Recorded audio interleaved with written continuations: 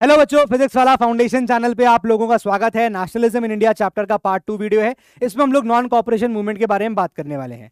तो गांधी जी के हिसाब से अंग्रेज भारत में इसलिए हैं क्योंकि हम उनके साथ कॉपरेट करते हैं, और अगर इंडियंस उनके साथ नॉन कॉपरेट करेंगे तो British rule in India will soon come to an end, ऐसा गांधी जी का मानना था। तो जब नॉन कॉपरेशन मूवमेंट की शुरुआत होती है तो इसका मीनिंग, इसका इंटरप्रिटेशन शहरों में, कंट्री साइड में और प्लांटेशन में अलग अलग तरीके से लिया गया था। शहरों की बात करेंगे तो मिडिल क्लास का पार्टिसिपेशन बहुत एक्टिव था। स्टूडेंट्स ने और टीचर्स ने, हेडमास्टर्स ने स्कूल्स को छोड़ दिया था। लॉयर्स ने अपना प्रोफेशन बाइकआउट कर दिया था। इलेक्शंस को भी बाइकआउट किया गया सारी पॉलिटिकल पार्टीज के द्वारा, एक्सेप्ट दी जस्टिस पार्टी।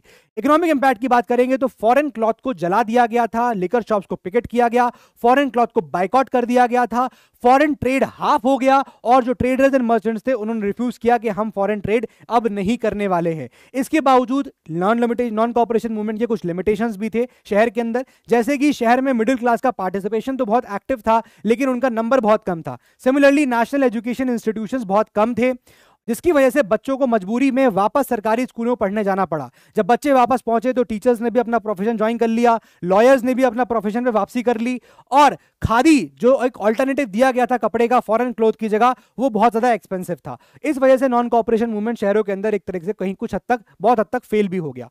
हम मूवमेंट बात करेंगे कंट्री साइड में तो एग्रीरियन राइट्स वहां देखने को मिले, नाई धोबी बंद मूवमेंट, अवध किसान सभा फॉर्म हुई, और ट्राइबल्स ने अलग तरीके से इस एनसीएम का मतलब निकाला। चलिए बात करते हैं एग्रीरियन राइट्स की। तो ये राइट्स पीजेंट्स एंड ट्राइबल्स ने किए। क्यों?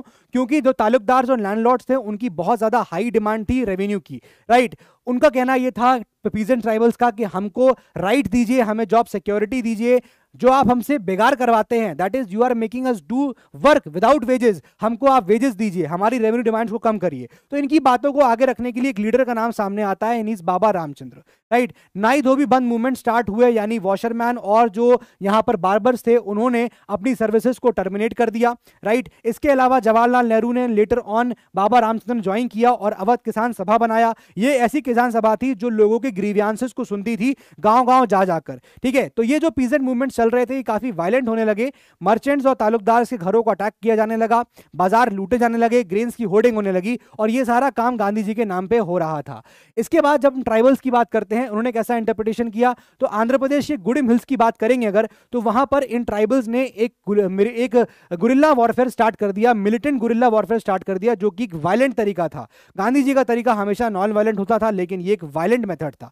यहां पर हुआ यह कि फॉरेस्ट लॉ सरकार ने बना दिए थे, जिसके तहत इन ट्राइबल्स को डिनाई कर दिए गए थे राइट्स कि वो कैटल ग्रेजिंग नहीं कर सकते, वो फ्यूल वुड कलेक्ट नहीं कर सकते, वो फ्रूट्स को भी कलेक्ट नहीं कर सकते। इसकी वजह से ये ट्राइबल्स काफी ज्यादा हताश हो गए, काफी एंग्रेव्ड हो गए। उनको लगा कि उनका लाइवलीहुड यहां से छीना जा रहा है। नॉट ओनली लाइवलीहुड, उनके ट्रेडिशनल राइट्स को भी डिनाई कर दिया गया, और वो जो बेगार करवाया जा रहा है उनसे रोड बनवा बनवा के, वो इन सब चीजों से बहुत परेशान हो गए थे। ऐसे में एक आदमी का नाम सामने आता है, his name is Alluri Sitaram Raju, जो क्लेम करता है कि उसके पास बहुत स्पेशल पावर्स हैं, वो लोगों को ठीक कर सकता है, हील कर सकता है, उसकी अगर छाती में बंदूक भी घुस जाएगी तो भी उसे कुछ नहीं होने वाला है, और वो कह रहा था कि मैं एस्ट्रोलॉजिकल प्रेडिक्शंस कर सकता हूं। तो एक तरफ वो नॉन कॉपरेशन मूवमेंट से काफी ज्यादा इंस्पायर्ड था, खादी पहनने को बोल रहा था, ड्रिंकिंग अवॉइड करने की बात कर रहा था।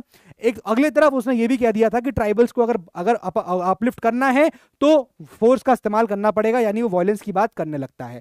तो गुडिम में जो यहां पर ट्राइबल्स हैं वो रिबल कर देते हैं, ब्रिटिश ऑफिशियल्स को मारा जाने लगा, पुलिस स्टेशन पे अटैक होने लगा। दैट इज वाई राजू को पकड़ा गया और 1924 में एग्जीक्यूट कर दिया गया था। स्वराज की बात करें, प्लांटेशन में क्या मतलब निकाला गया, तो प्लांटेशन मतलब वो बागान जहां पर चाय और कॉफी की खेती होती है। तो ये प्लांटेशन में यहां पर एक लॉ बनाया था जिसको बोलते हैं इनलैंड इमिग्रेशन एक्ट ऑफ 1859, जिसके तहत कोई भी वर्कर इन प्लांटेशन से बाहर नहीं निकल सकता था, उनको कन्फाइन कर दिया गया था। जब उनको गांधी जी के नॉन कॉपरेशन मूवमेंट के बारे में पता चला तो इन लोगों ने इस लॉ को तोड़ा, इस लॉ को वायलेट किया, और ये अपने घरों की तरफ जाने लगे। तब रास्ते में पुलिस ने इनको पकड़ लिया और उनको मारना शुरू कर दिया, राइट। तो ये एक इंसिडेंट था जिसके बाद गांधी जी बहुत ज्यादा हताश हो गए और वो एनसीएम को विड्रॉ करने की सोच ही रहे थे, लेकिन उससे पहले एक बहुत ही इमीडिएट कॉज हो गया नॉन कॉपरेशन मूवमेंट को विड्रॉ करने का, and that was Chauri Chaura incident.